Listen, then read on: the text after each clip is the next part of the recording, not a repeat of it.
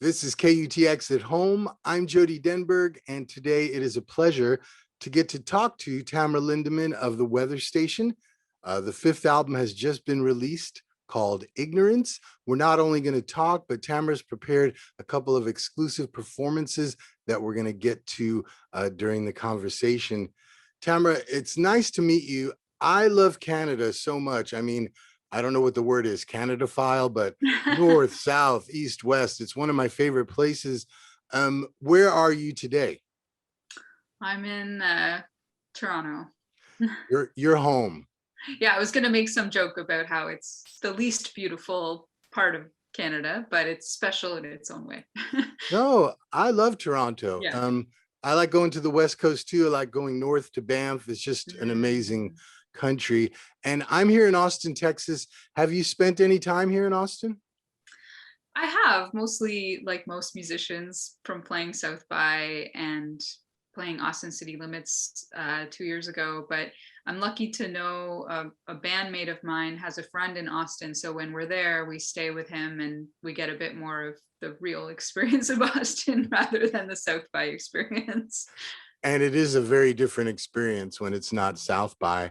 I was looking, and your debut album, The Line, it came out 12 years ago this week. And I was thinking, what a journey. And I don't know if you're given to looking back, but what a journey, right?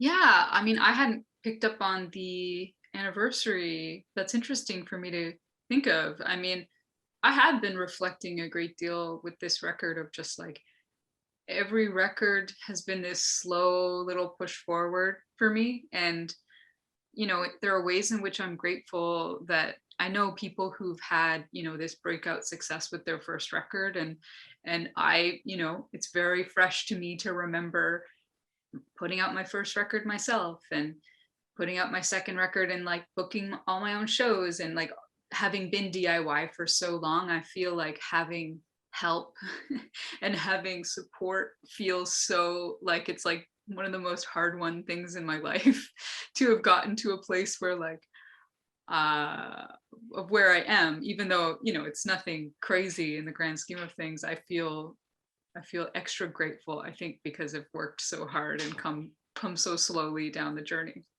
Yeah, you've earned it.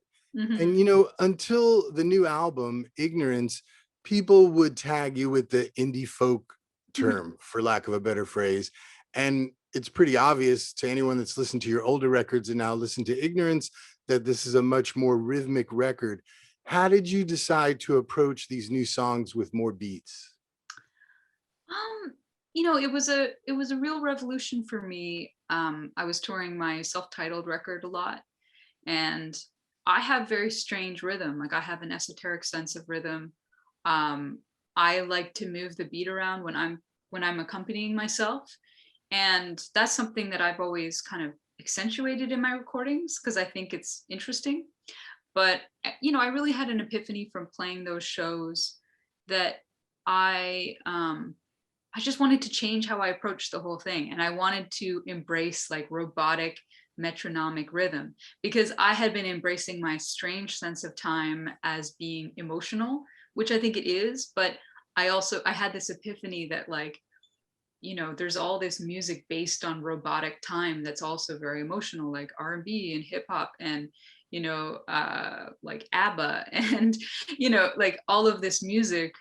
I just was ignoring the power of a steady beat. And so that was the big epiphany. And also I started to get just excited about the contrast of a powerful, like muscular rhythm section with the sort of gentleness of my voice, the way that my voice naturally is. And so I started to see it as like I can combine these two rhythmic textures together and make something that might feel a little bit fresh in terms of sound.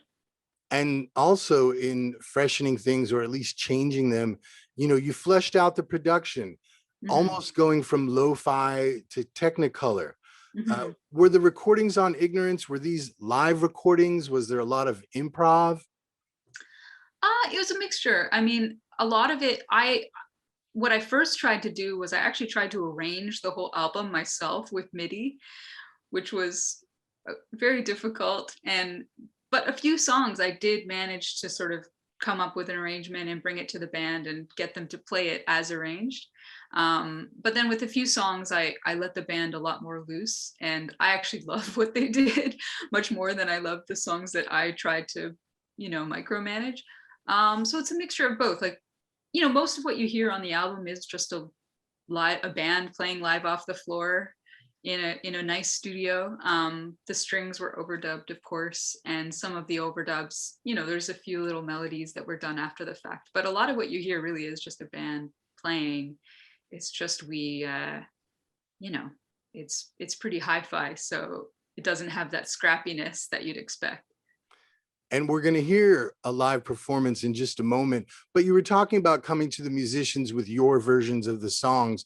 Mhm. When you powwow with the musicians, do you tell them what the songs lyrically mean to you and what you want to get across?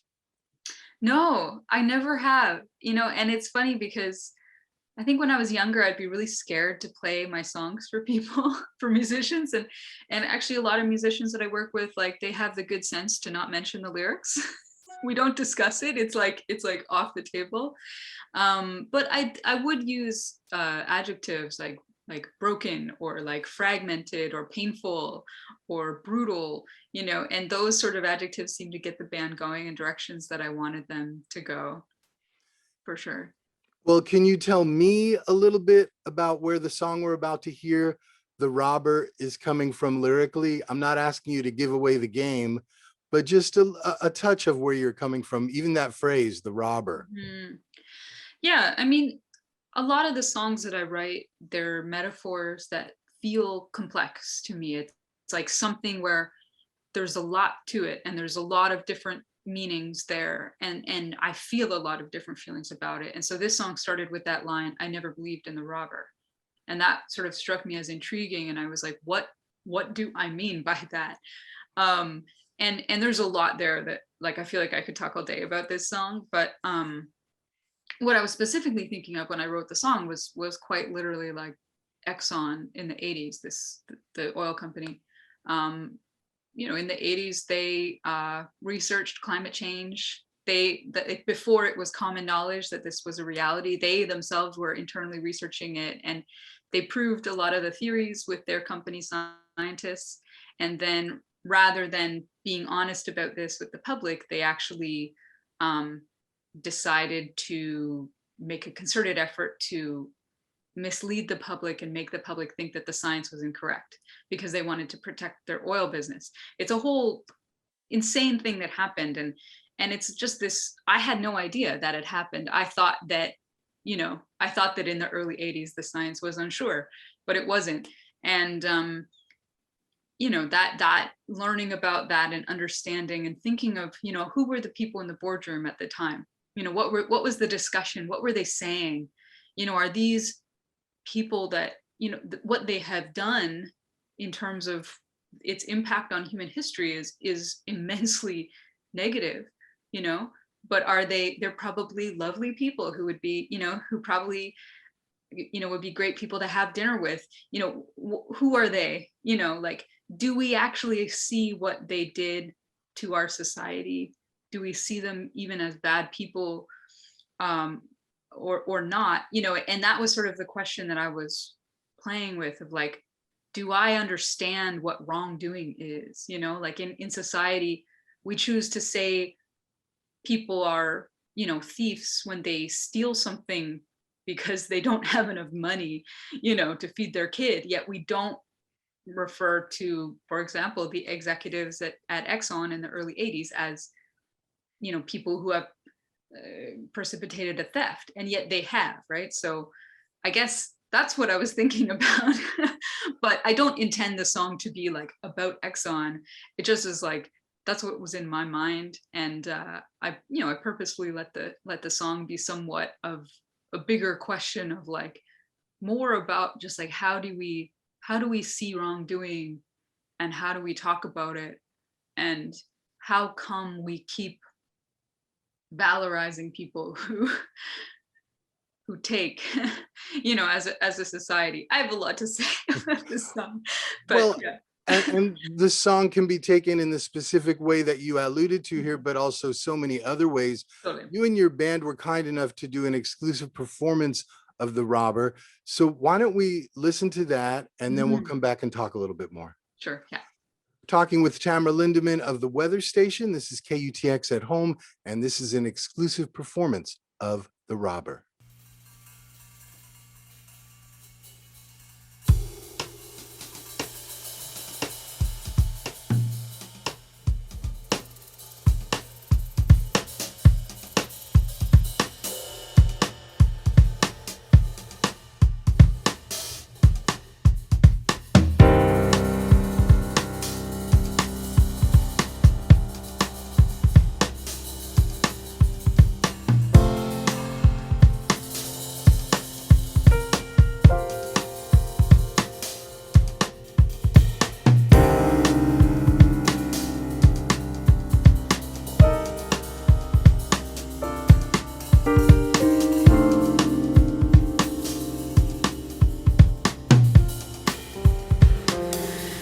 I never believed in the robber.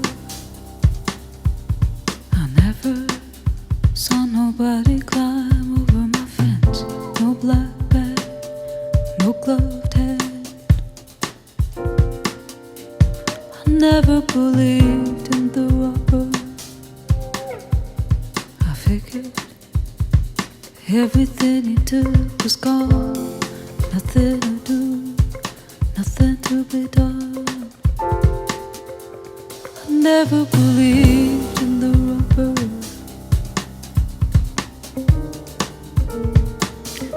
No, I never believed in the robber.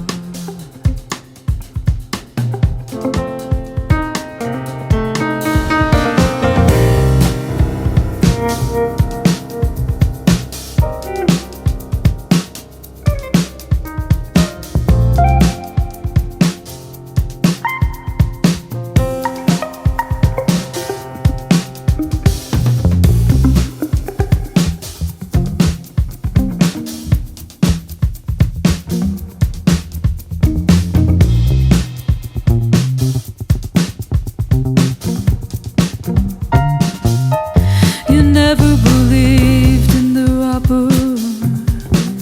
You thought a robber must hate you to wanna take from you. The robber don't hate you. You never believed in the robber, but the robber never believed in you. You were two halves of the same piece, divided into two. No, the robber don't hate you. No, the robber don't hate you. He had permission, permission by words, permission of thanks, permission by laws, permission of banks, white tablecloth, dinners, convention centers. It was all done real carefully. Make real imagination, make unreal that which can be taken. Turn your gaze from the windows, light. Turn your attention to the sharp light.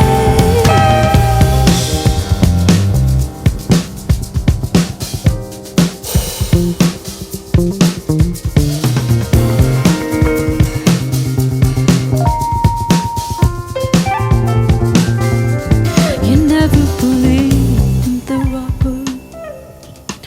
When I was young, I learned how to make love to the robber, to dance with the other, to read from his hand the touch of a lover. I never believed in the robber.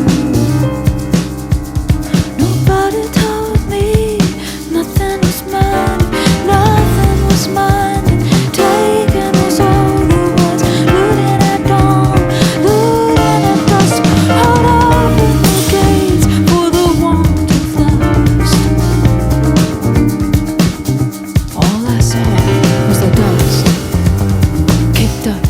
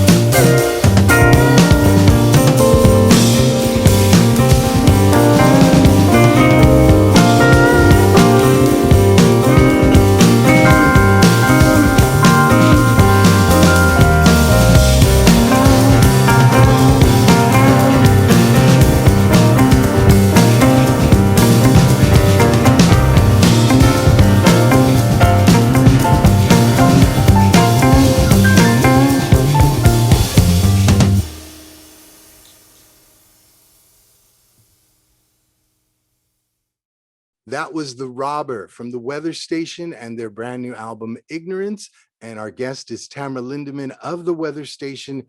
And Tamara, Robber is also one of 3 really cool videos that you directed lately. Nice mirror suit in that video. You made that yourself? I did, yeah. We'll put a link to that video as well, because that's worth seeing. And thank you so much for that exclusive performance. On this new album, you have 7 new musical collaborators, musicians who've played with Tegan and Sarah, musicians who play with Bahamas. Your co-producer and mixer has worked with Arcade Fire, Marcus Paquin. And there's bass, keys, guitar. Do the sonic changes in the Weather Station reflect the lyrics? And we kind of talked about that a little earlier, that you didn't really express to the musicians what the lyrics were about. But for you, did you want to change the sound because of where you were going lyrically? Yeah, for sure. I mean, I think a big part of the making of this record was my curiosity about and embrace of aspects of music that I would refer to as like pop music, like music that travels, music that is accessible, music that you hear, in a mall or coming from a car, and I was thinking a lot about like 80s new wave and that time period of like the mix of analog sounds and digital sounds for the first time. And a big part of the touchstone of the record that I would communicate to the band was, I was like, let's pretend that we're playing like synthetic music, but play it organically with real instruments. And yeah, it was important to me. I was curious to see what would happen if I actively tried to make music that I saw as really accessible, as like traveling, like music that could break down barriers. And I wanted to see what would happen if I, like, for example, would try to tell you, it's such an accessible, joyful song. And I wanted to know what would happen if I like used this format of like this very open, easy music to express some like fairly like dark and resonant things. And kind of strangely, like exactly what I hoped would happen did happen, where people took this music in and but found resonance with like their own because the record really expresses unease and a sense of cognitive dissonance and a sense of fragmentation. And I found it interesting that I think the approachableness of the music allowed people to get to the deeper stuff. Yeah, I'm really excited about resonance with strangers. Well, I was glad that I was familiar with the record before I had read, like, I think it was the Mojo piece was the first article I read about the album. And then I got a clue as to where you were coming from lyrically, in part, as you expressed about Robber. And so I'm glad, because it has a broader resonance for me than just the specific motivations that sparked you. Just like all of my other favorite music, I don't always want to know, or once I know, I want to put it aside and then just let it, expand. But I must say, I am one of those people that obsesses about climate change. And, it's troubling. It's hard to sleep sometimes. And I don't really have anyone to talk to about it. Did you have people that you could talk to about your concerns about the environment?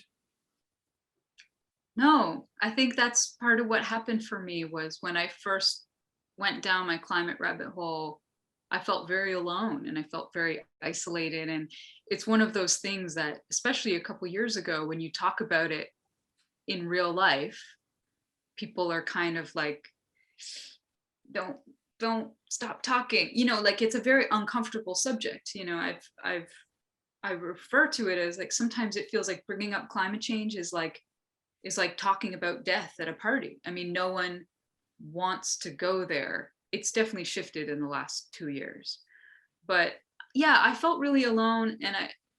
And that kind of drove a lot of the emotions that I think I wrote about on the record, was feeling, a real sense of alienation in our society, essentially, which is so focused on positivity and growth and wealth and all of these things that we recognize, the science shows us we can't continue in the same way and won't continue in the same way. So I did feel isolated, but I did actually manage to find a lot of community online, you know, with following a lot of amazing climate thinkers and scientists, and paying attention to them has made me feel much less alone personally with my climate feelings. Well, obviously you weren't reticent to bring it to your work, even though we're going to be those people at the party talking about death, to be brutally honest. Yeah. But you know, you brought it to your job, and that took some let me, how do I say this delicately, gumption. You know, that would be a difficult thing to do.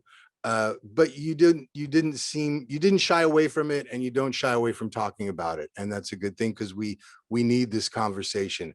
But this isn't a protest record. No, no. I mean, It's a that feelings would, record. It's an emotions record. you know, I was thinking about the irony of the fact that the name you chose to record under so many years ago is the weather station. I guess things just happen that way presciently sometimes. Yeah, well, it's interesting because I chose that name as a, you know, very young person, not having any idea of the role music would play in my life. I mean, this was, I wanted to upload some tracks to MySpace, and I chose the weather station because I didn't want to use my name. And so I decided to hide behind this imaginary persona of, I said that the recordings were like made by a person who lived in a weather station in the Arctic, which was like a very romantic, you know, 20-year-old view.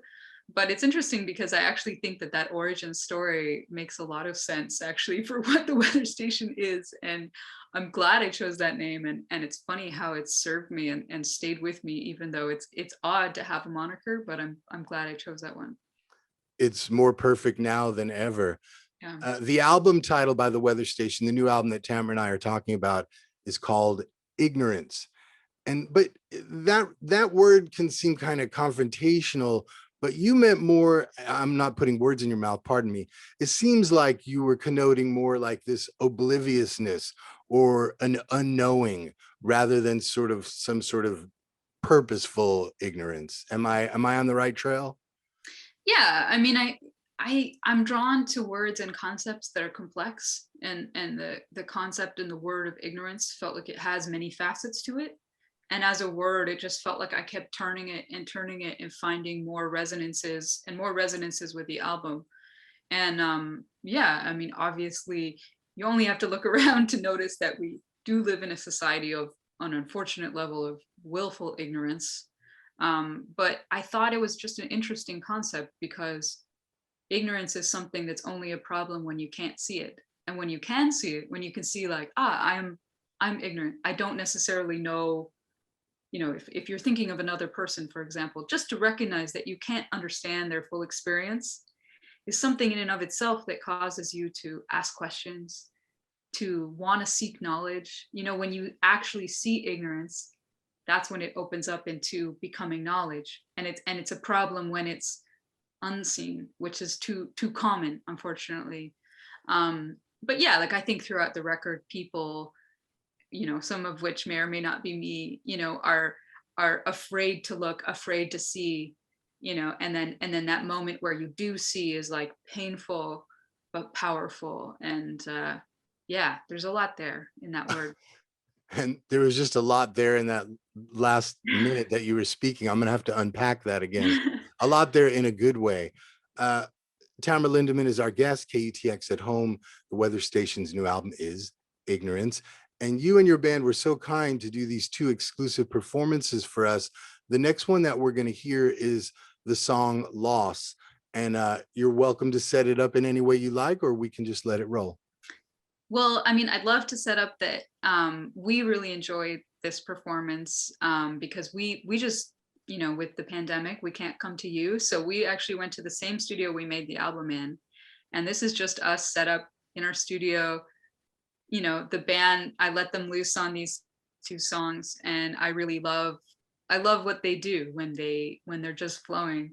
So, you know, it's a live performance. You can really hear how great this group of musicians are. And yeah, I'm proud of these two renditions of the songs.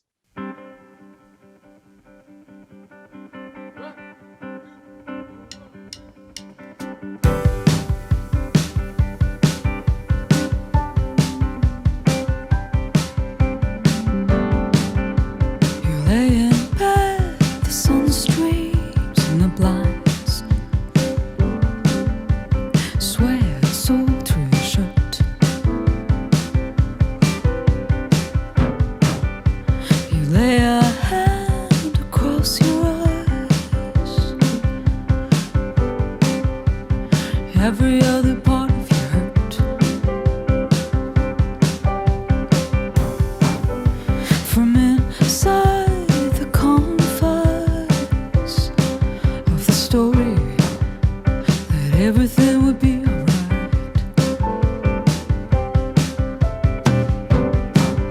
It was only so wide you could open your eyes. You could only let in so much light. But you knew the story had never been true.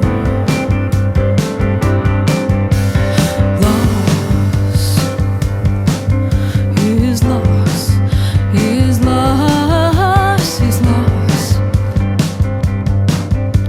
is loss, is loss, is loss.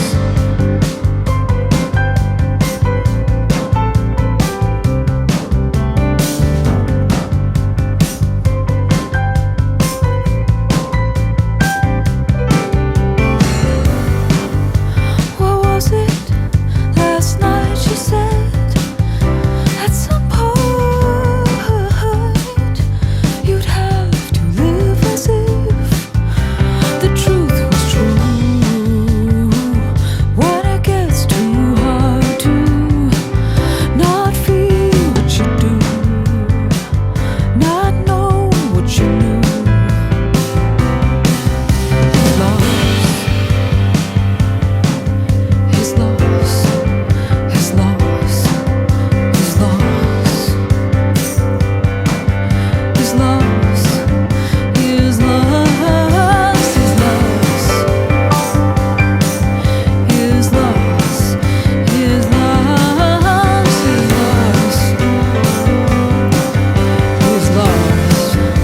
his loss, his loss.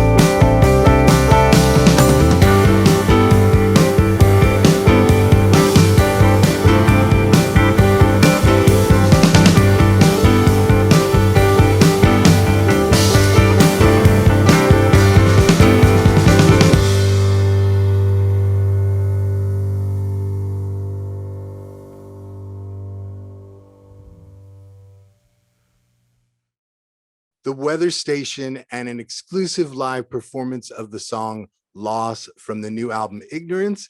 And our guest is Tamara Lindeman, The Weather Station for KUTX at Home.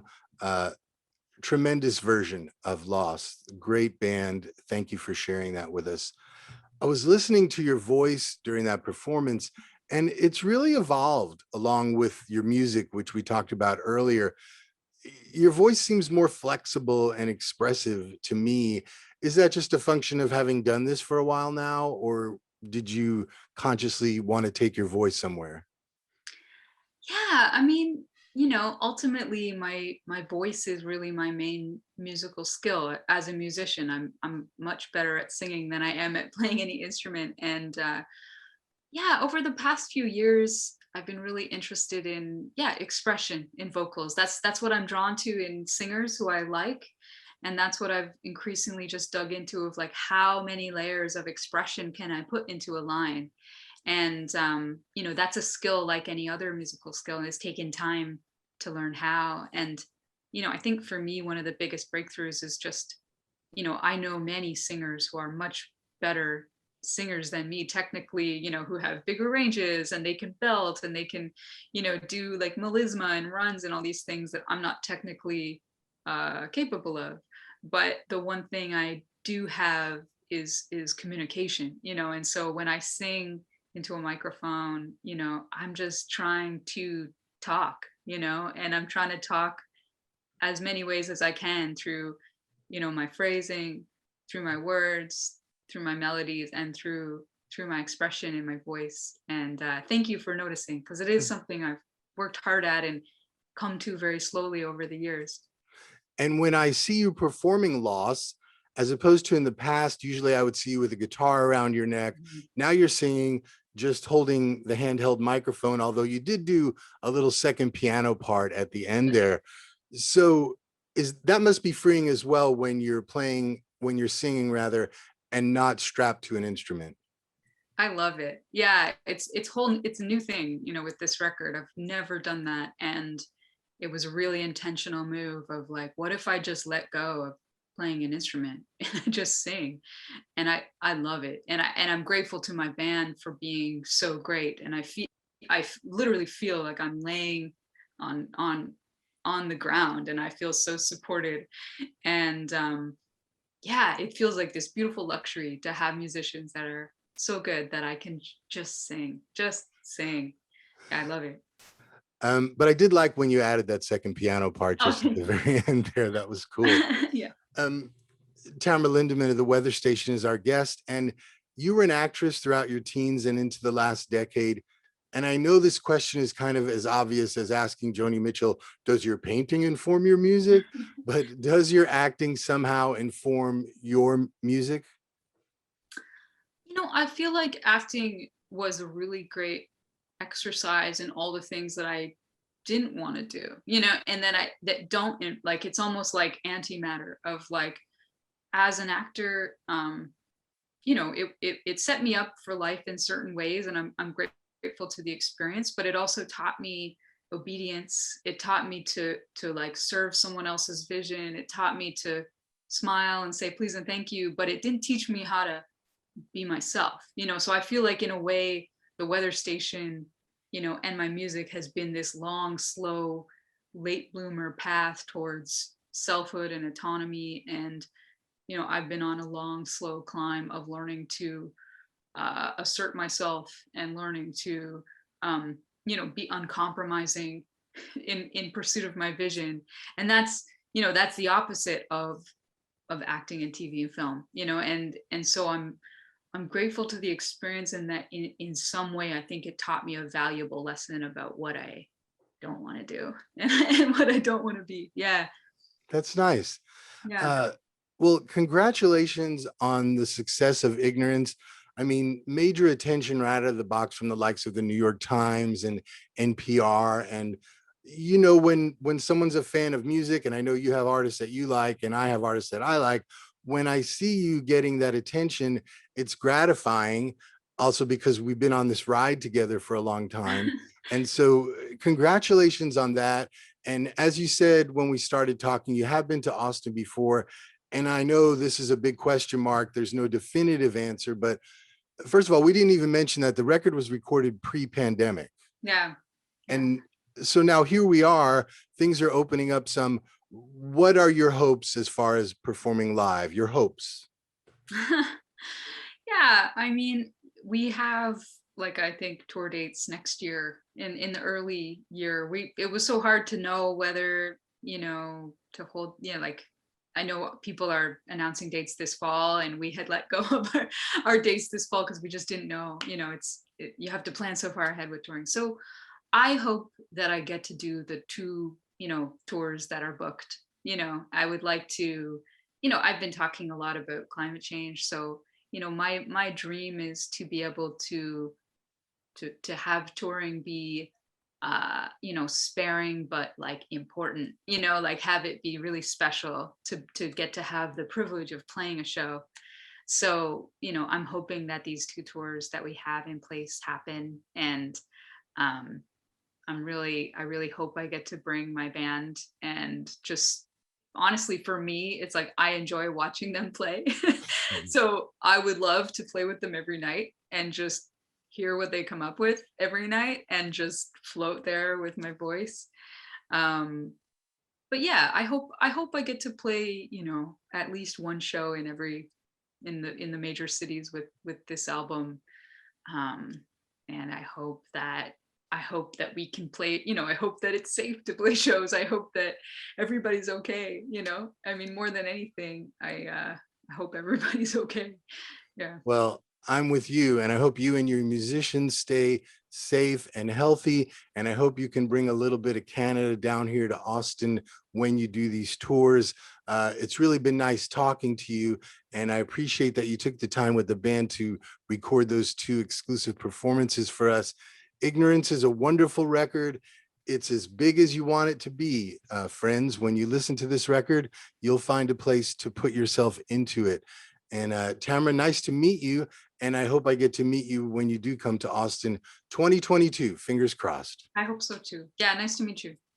Tamara Lindeman, our guest from the Weather Station. The new album is Ignorance. What a pleasure. This has been KUTX at home. Thank you so much.